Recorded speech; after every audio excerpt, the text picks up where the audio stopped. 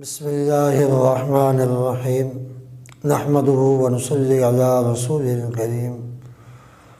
نماز کے واجبات کو عرض کر رہا تھا۔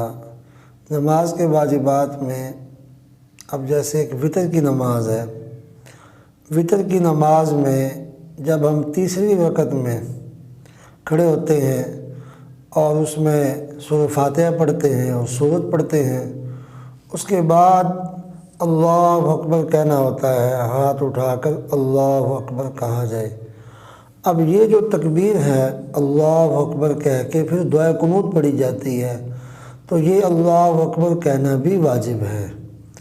اگر کسی نے خالی یوں ہاتھ اٹھائے یا ہاتھ اٹھائے بغیر ہی یوں تکبیر کہے بغیر ہی اس نے دعائے قنوت شروع کر دی تو اس کا ایک واجب چھوٹ جائے گا۔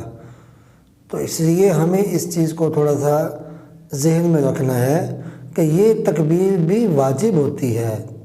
وتر کی نماز میں تیسری رکعت میں جب ہم سورۃ فاتحہ اور سورت پڑھ کے فارغ ہوتے ہیں، اس کے بعد رکوع جانے سے پہلے اللہ اکبر کہا جائے، تکبیر کہی جائے، اس کے بعد دعائے قنوت پڑھی جائے، تو یہ تکبیر کہنا بھی واجب ہے اور دعائے قنوت پڑھنا بھی واجب ہے۔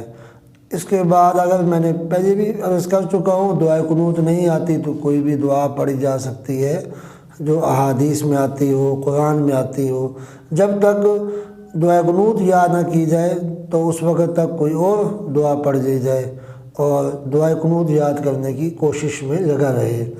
اسی طرح اگر دوسری رکعت میں بیٹھا ہوا ہے تشہد کے اندر اور وہ 3 رکعت والی نماز ہے یا 4 رکعت والی نماز ہے، تو اسی میں وہ بیٹھے بیٹھے اس نے تشہد میں جب بیٹھا ہے تو کچھ بھی نہیں پڑھا، ویسے ہی خاموش بیٹھا رہا، اس کے بعد ایسے کھڑا ہو گیا، تو اب گویا کہ اس پر بھی اس کو سجدہ سہو کرنا پڑے گا۔ یا اسی طرح وہ تشہد میں جب بیٹھا ہے وہ التحیات للہ والصلوات یہ پڑھنے کی بجائے اس نے سورۃ فاتحہ شروع کر دی یا سورت شروع کر دی، اس کے بعد اس کو یاد آیا کہ میں نے تو التحیات پڑھنی تھی، تو یہ تو میں سورۃ فاتحہ شروع کر بیٹھا ہوں۔ تو اس لیے اگر اس نے سورۃ فاتحہ پڑھ کے درمیان میں یا 3 آیتیں پڑھ لی ہیں تو اس کو یاد آ گیا کہ میں نے تو اپنا یہ سورۃ فاتحہ نہیں پڑھنی، میں نے تو تشہد پڑھنی تھی، تو 3 آیتیں پڑھنے کے بعد بھی اگر اس کو یاد آ جائے تو وہ وہیں سے التحیات شروع کر دے۔